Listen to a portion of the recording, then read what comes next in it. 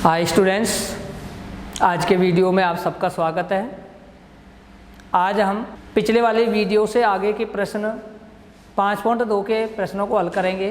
5.2 में वैसे एक अंतिम 10वां क्वेश्चन बचा है, उसके बाद अपन 5.3 प्रश्नावली की शुरुआत करेंगे। तो अंतिम इसका 10वां क्वेश्चन हमें सवाल में जो दिया है, अब 10वां प्रश्न जो हमें किताब में दिया है वो इस तरीके से है। 4 संख्याएं समांतर श्रेणी में हैं। यदि संख्याओं का योग 50 तथा सबसे बड़ी संख्या सबसे छोटी संख्या की 4 गुनी है तो वे संख्याएं ज्ञात कीजिए।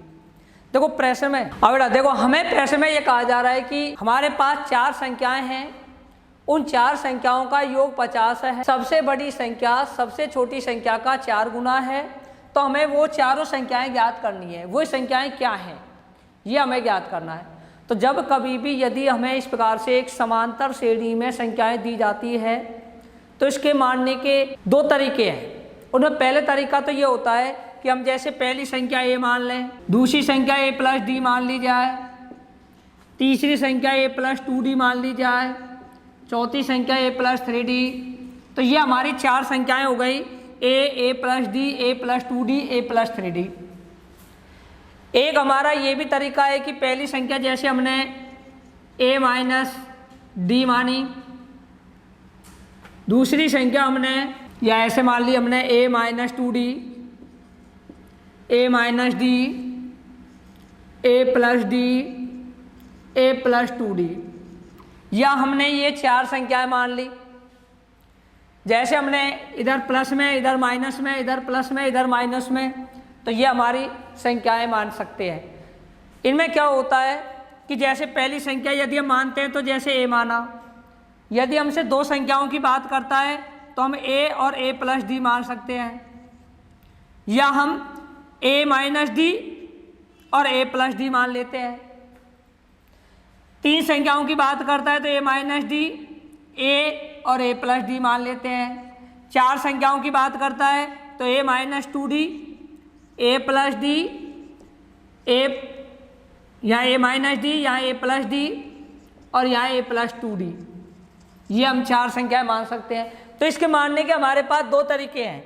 या तो आप जैसे पहली संख्या a मानी, दूसरी प्लस के रूप में ले लो, तीसरी भी प्लस में, चौथी प्लस में, या आप एक इस क्रम में मान सकते हैं जैसे हमने पहली माइनस में ली, उससे छोटी और माइनस में ली, इधर हमने प्लस में ली बड़ी, फिर इससे प्लस में बड़ी ली।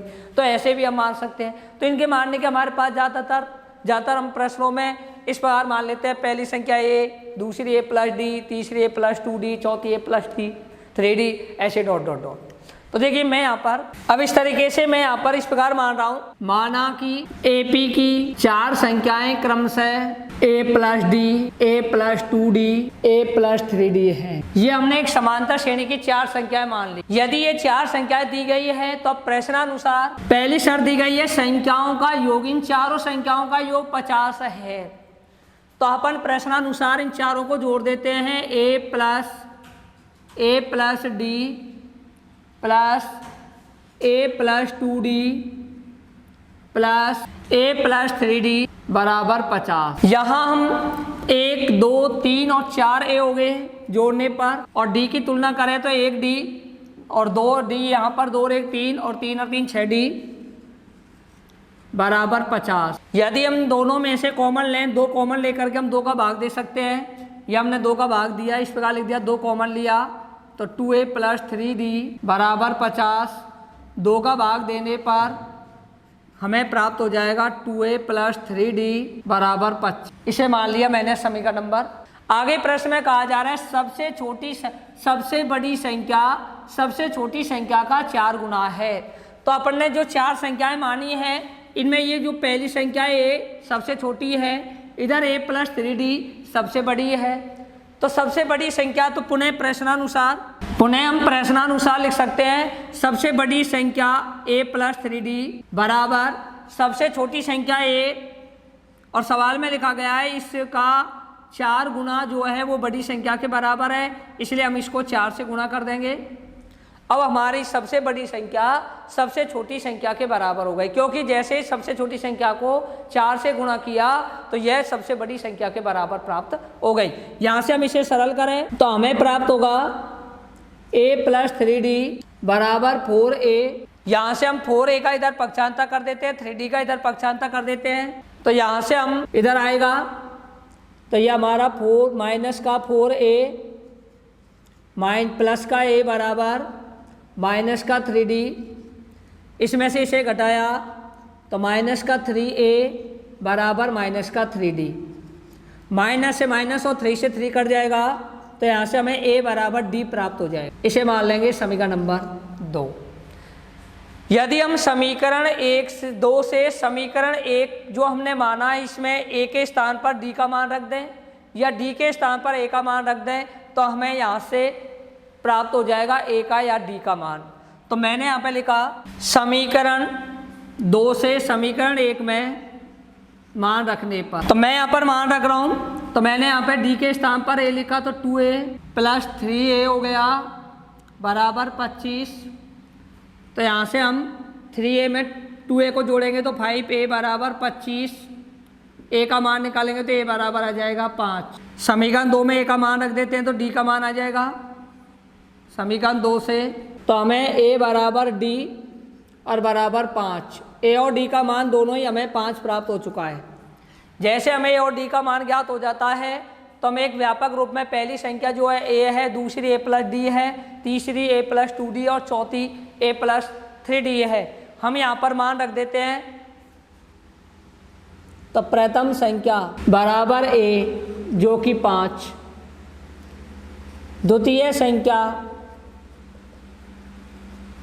बराबर है a प्लस डी, मतलब 5 प्लस 5 जोड़ के हो गया 10, तो दूसरी संख्या इसकी 10 प्राप्त हुई। इसी तरीके से हम इसकी तीसरी संख्या निकालेंगे, तो इसकी तीसरी संख्या होगी a प्लस 2d,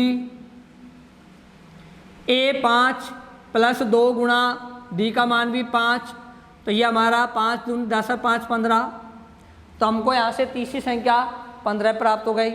इसके बाद निकालते हैं हम चौथी संख्या, तो इसकी चौथी संख्या a प्लस 3d, a का मान 5 प्लस 3 गुणा 5, तो 5 गुणा 5 प्लस 3 5 15 बराबर 20। इस तरीके से हमें इसकी पहली संख्या 5, दूसरी संख्या 10, तीसरी संख्या 15 और चौथी संख्या 20 प्राप्त हुई।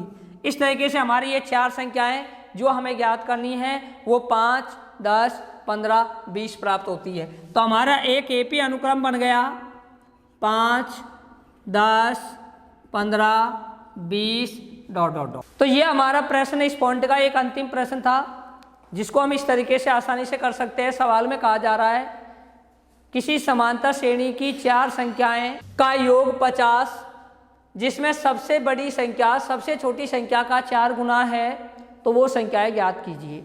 तो हमने क्या किया, सबसे पहले हमने वो 4 संख्याएं मानी, उनमें पहली संख्या a, दूसरी संख्या a प्लस डी, तीसरी संख्या a प्लस 2d, चौथी संख्या a प्लस 3d है।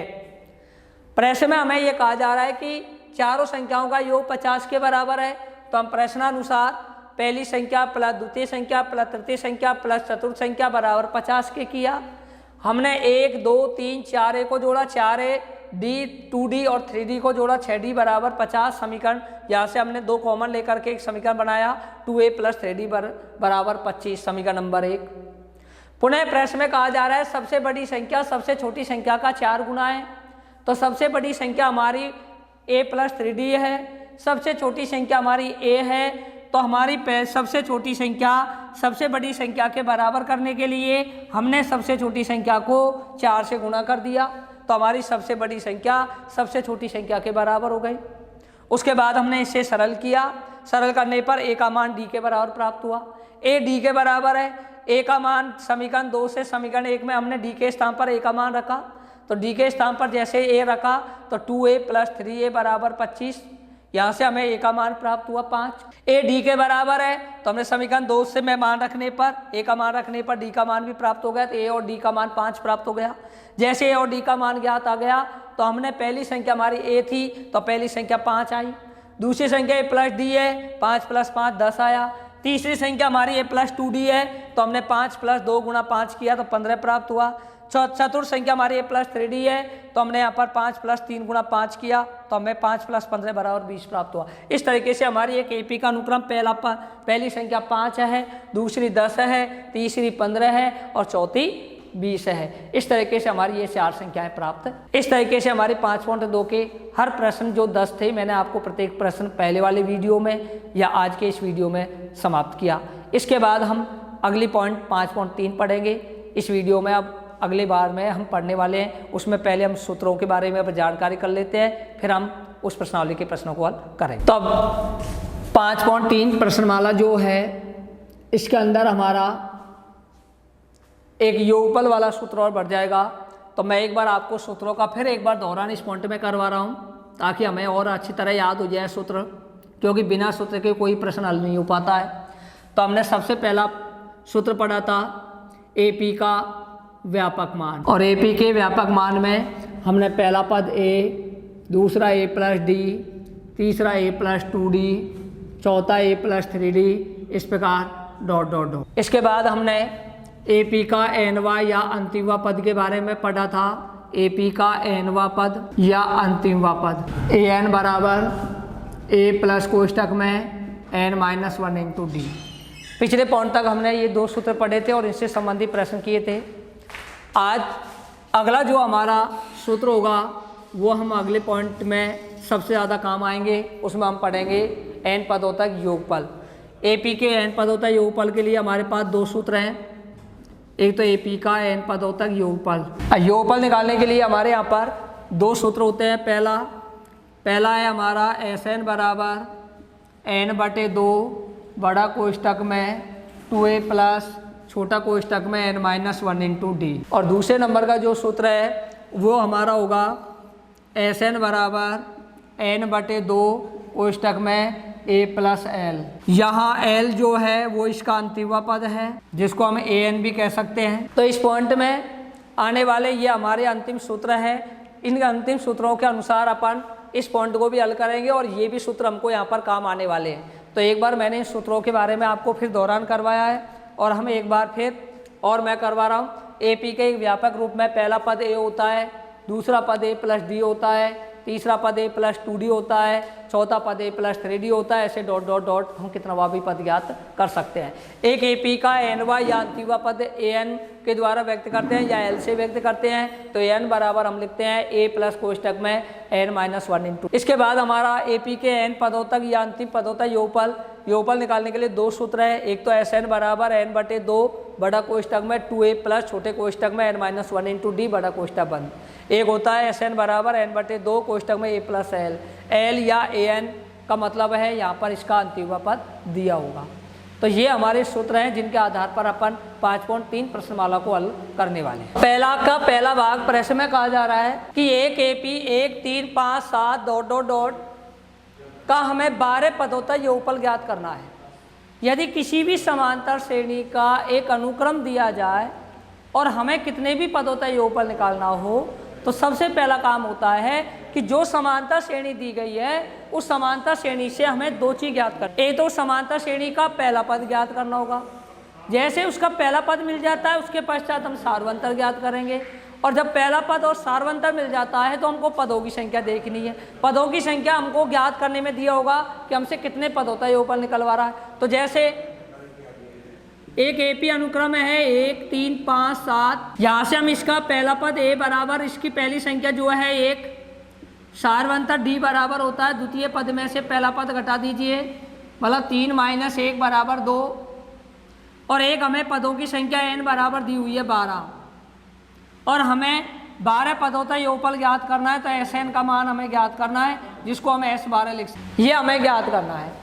तो बच्चों देखिए, जब कभी भी यदि पहला पद सार्वंतर और पदों की संख्या ज्ञात हो जाती है, जब किसी भी प्रश्न में यदि सार्वंतर दिया होता है तो n पदों तक योगफल निकालने के लिए हमको अपने पास में 2 सूत्र हैं। उनमें से पहला वाला सूत्र जो हमने लिखा था Sn बराबर n/2 बड़े कोष्टक में 2a प्लस छोटे कोष्टक में n-1 इंटू D बड़ा कोष्टक बंद। इसमें हम मान रखेंगे तो n बराबर 12, तो S12 बराबर 12/2 बड़े कोष्टक में 2 गुणा a का मान यहाँ पर 1 है, प्लस n के स्थान पर 12 -1 इंटू D का मान यहाँ पर 2 है और बड़ा कोष्टक। देखिए हमने n के स्थान पर 12 रखा तो एस 12 का मान n 12/2, 2 गुणा a का मान 1 है, प्लस n के स्थान पर 12 माइनस 1 इंटू डी के स्थान पर 2। अब हम क्या करेंगे, 2 के पाड़े से 12 को काट देंगे, तो ये तो कट जाएगा 6 बार। बड़े कोष्ठक में 2 प्लस इधर कोष्ठक में 12 में से गए तो बचे 11 इंटू यहाँ पर 2, 11 गुणा 2 करेंगे तो ये तो जाएगा 22, 22 में 2 जोड़ेंगे 24, मतलब इसको हम लिख सकते हैं 6 और इसको गुणा करके और जोड़ने पर हमें प्राप्त हो जाएगा 24, और 24 गुणा 6 करेंगे तो ये हमारा हो जाएगा 6 चौक 24 और 6 दूनी 12, 12 और 2 14, 144। तो यहाँ पर यदि एक समांतर श्रेणी 1 3 5 7 दी गई है तो 12 पदों तक योगफल ज्ञात करना हो तो 12 पदों तक योगफल हमें 144 प्राप्त हुआ। तो जब कभी भी इस प्रकार से कोई समांतर श्रेणी दी जाए और हमको कितने भी पदों तक योगफल ज्ञात करना हो तो सबसे पहले समांतर श्रेणी का जो अनुक्रम दिया गया है उससे पहला पद निकालेंगे। पहला पद, पहली संख्या जो होती है वही उस समांतर श्रेणी का पहला पद होता है। द्वितीय पद में से पहला पद घटा दीजिए, सारवंतर डी का मान ज्ञात हो जाता है। हमसे प्रश्न में कितने पद होता है योगफल निकलवा रहा है, n का मान वह प्राप्त हो जाता है। उसके पश्चात हमको n पद होता है योगफल वाला सूत्र लगाएंगे और सूत्र हमारा होता है n/2 बड़े कोष्ठक में 2a प्लस छोटे कोष्ठक में n-1 इंटू डी बड़ा कोष्ठक। इसमें मान रखने पर हम आसानी से सरलतम करके उसका मान ज्ञात कर सकते हैं। तो पहला के अंदर ऐसे 3 भाग हैं, तीनों भाग सेम टू एक जैसे हैं। तो पहला भाग मैंने आपको समझा दिया है, दूसरा और तीसरा भाग भी इसी तरीके का है। तो मैं आपको एक बार इसका तीसरा भाग और समझा रहा हूँ, दूसरा भाग आप लोग खुद कर सकते हैं। तो मैं इसका तीसरा भाग समझा देता हूँ। पहला भाग के बाद दूसरा भाग बिल्कुल सेम टू पहला भाग की तरह ही है, तो दूसरे भाग को आप लोग खुद कर सकेंगे। मैं इसका तीसरा भाग समझा रहा हूँ एक बार और, भिन्नों वाला। अगर भिन्नों में भी दे दिया जाए तो हम किस तरीके से कर सकते हैं। जैसे हमें एक AP दी गई है 1/15, 1/12, 1/10, इस प्रकार से डॉट डॉट डॉट आगे लिखा हुआ है और हमसे कह रहा है 11 पदों तक योगफल ज्ञात कीजिए। किसी भी समांतर श्रेणी का यदि अनुक्रम दिया जाए तो सबसे पहले हम उस समांतर अनुक्रम से a का और d का मान ज्ञात करेंगे। तो यहाँ से हम एक जैसे AP दी हुई है 1/15, 1/12, 1/10 डॉट डॉट डॉट, तो यहाँ से हमें एक तो a का मान निकाल लेंगे, 1 का मान 1/15 आ जाएगा। एक हम d का मान निकालेंगे, d का मान निकालने के लिए द्वितीय पद में से पहला पद घटाएंगे, भला 1/12 माइनस 1/15। अब ये एक भिन्नों की बाकी है और किसी भी प्रश्न में यदि भिन्नों की बाकी आती है तो सबसे पहला काम है भिन्नों में लघुत्तम लेना। तो हम 12 और 15 का लघुत्तम लेंगे। तो बच्चों 15 और 12 का लघुत्तम कैसे लिया जाता है, तो मैं एक तरफ आपको बता रहा हूँ। जैसे 12 और ये 15 है, इन दोनों संख्याओं को एक साथ लिख लीजिए। इनका लघुत्तम लेने के लिए हम क्या करेंगे, अब सबसे पहले सबसे छोटी संख्या का भाग देंगे। या तो हम सबसे छोटी 2 का भाग दे सकते हैं या हम दोनों में एक साथ देना चाहे तो 3 का भाग दे सकते हैं। मान लो मैंने इसमें 3 का भाग दिया तो 3 चौ 12 और 3 पंजो 15। उसके पश्चात हम और छोटी संख्या को करना चाहें तो जैसे 2 का भाग 2 में दिया और 5, 2 का 2 में दिया 1 और 5, और उसके पश्चात मैंने 5 का भाग दिया 1 और 1। अब हम इनको गुणा कर लेते हैं। गुणनफल जो प्राप्त होगा वही इनका लसाअ पे होगा। तो 3 दूनी 6, 6 दूनी 12, 12 पंजो 60, 12 और 15 का लघुत्तम लिया जाए तो इनका लघुत्तम हमें 60 प्राप्त हुआ। इस तरीके से हमारा लघुत्तम 60 प्राप्त हुआ। अब हम 12 का भाग 60 में देंगे तो ये जाएगा 12 पंजो 60 और 5 गुणा 1 करेंगे 5 माइनस 15 का भाग 60 में देंगे, 4 बार जाएगा, 15 चौका 60 और 4 एकम 4। तो यहाँ से हमें प्राप्त हुआ सारवंतर d बराबर 1/60। इस तरीके से हमें सारवंतर d का मान प्राप्त हो चुका है। और n बराबर, प्रश्न में n बराबर हमसे 11 पदों तक योगफल निकलवा रहा है और हमें Sn का मान ज्ञात करना है। अब Sn में S 11 हो गया क्योंकि n का मान 11 है, तो हमें Sn में S 11 का मान ज्ञात करेंगे। अब अपना सूत्र लगाएंगे। तो सूत्र हमारा Sn बराबर n/2 बड़े कोष्ठक में 2a प्लस छोटे कोष्ठक में n-1 इंटू डी। यहाँ से हम n का मान रखेंगे S 11/2 बड़े कोष्ठक में 2 गुणा a का मान रखेंगे। तो यहाँ से हम देखते हैं तो हमें a का मान है 1/15 प्लस n के स्थान पे हम लिख सकेंगे 11 माइनस 1 इंटू डी। डी का मान निकाला हमने 1/60 प्राप्त हुआ। अब हम इसे सरलतम करेंगे अगर 11 2 से कटता है तो काट लेंगे, लेकिन फिलहाल नहीं कट रहा है, तो ऐसे 11 बराबर इसको हम 11/2 ही लिख देंगे। यहाँ 2 गुणा 1 करेंगे अंश में, तो 2 एकम 2 हर में बटे 15 प्लस इधर 11 में से 1 गया तो 10 और 10 गुणा 1 करेंगे तो 10/60। ये हमारे एक भिन्नों की जोड़ बन गया। इनका हम लघुत्तम लेके सरल करेंगे, तो ऐसे 11 बराबर 11/2।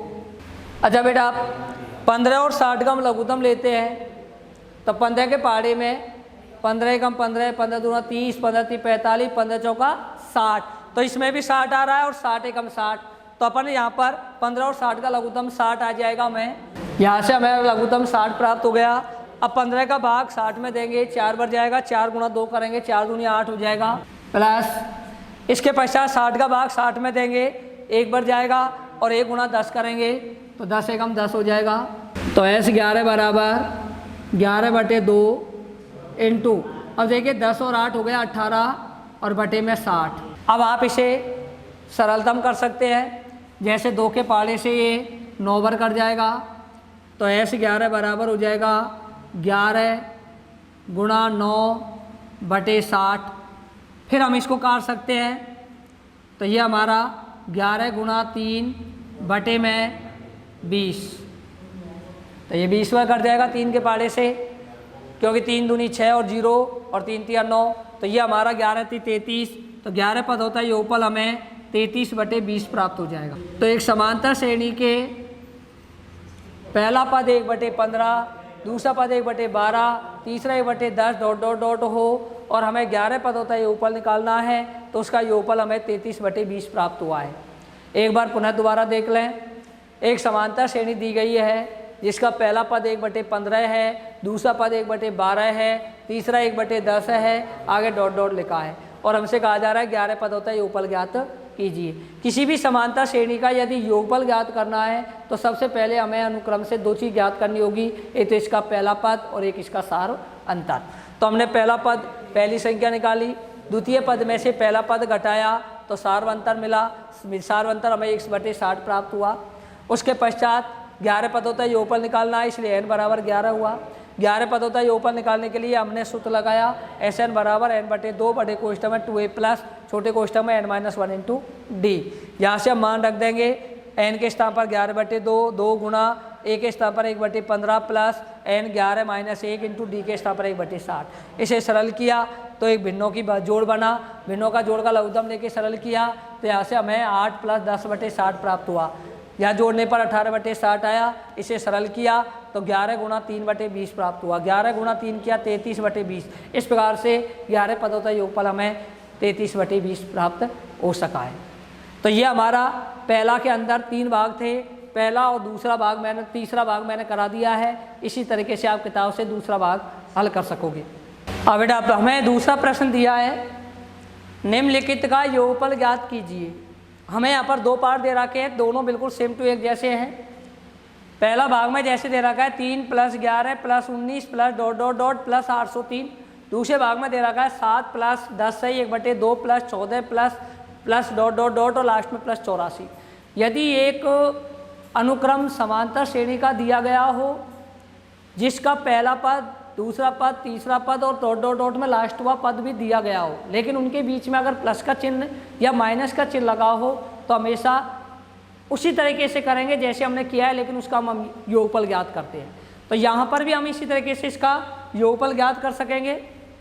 तो जैसे ही हमें सवाल दे रखा है, पहला भाग मैं इसका कर रहा हूँ।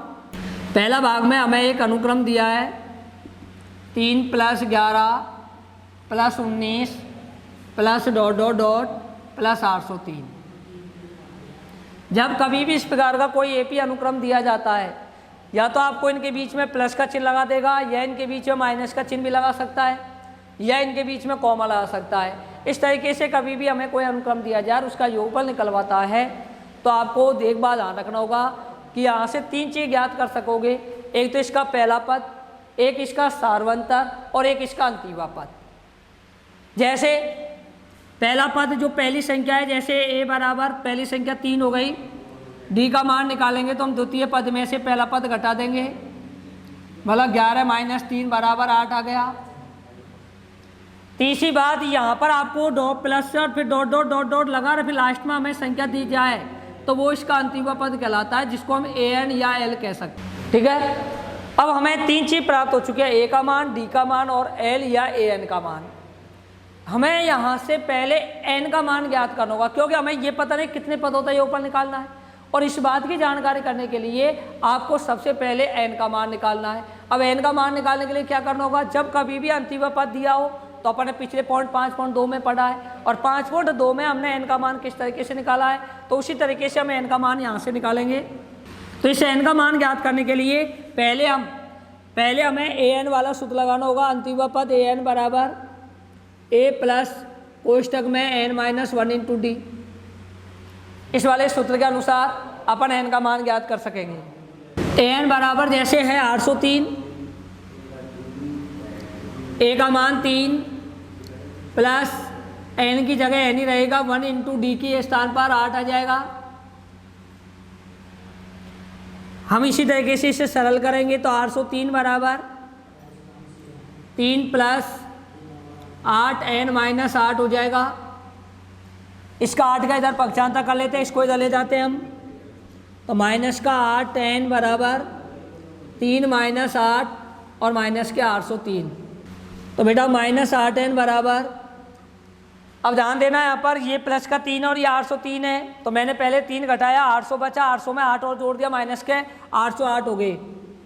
अब हम यहाँ से n का मान निकाल लेते हैं, तो n बराबर हो जाएगा माइनस का 808 बटे माइनस का 8 के पहाड़े से और माइनस से माइनस कट गया, तो n बराबर हमें 101 प्राप्त हो गया।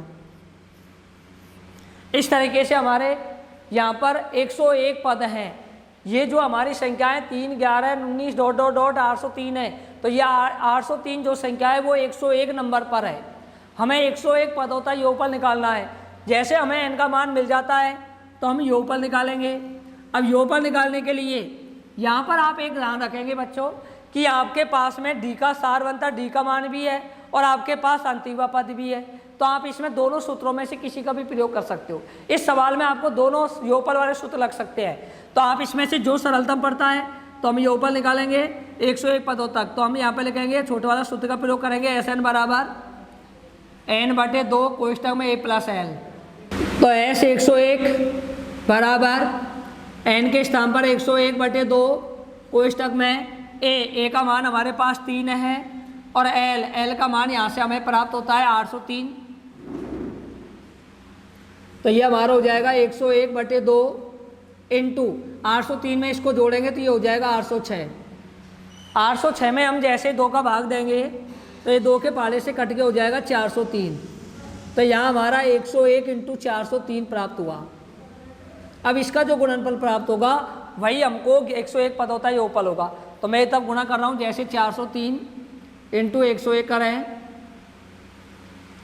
तो 304 000 304, तो ये हमारा हो गया 30704। तो इसका योगफल हमें 40703 प्राप्त हुआ। तो इसका योगफल हमें 40307। इस तरीके से एक समांतर श्रेणी के 101 पदों तक हमें योगफल प्राप्त हो सकेगा। तो इसके दोनों पार्ट जो है इसी तरीके से आप इसका दूसरा पार्ट भी कर सकते हैं। तो बेटे आप इसका पहला पार्ट हल करने के पश्चात जैसे समझाया है इसी तरीके से आप इसका दूसरा पार्ट हल करेंगे, इस बात को ध्यान रखना है। आज के वीडियो में हम इतना ही कर पाएंगे, इससे आगे के प्रश्नों को आप अगले वीडियो में करेंगे। आप ये ध्यान रखें कि यदि आपको प्रश्न अच्छी तरह समझ में आता है या कोई समझ में नहीं आता है तो आप उसे ज़रूर कमेंट्स करें।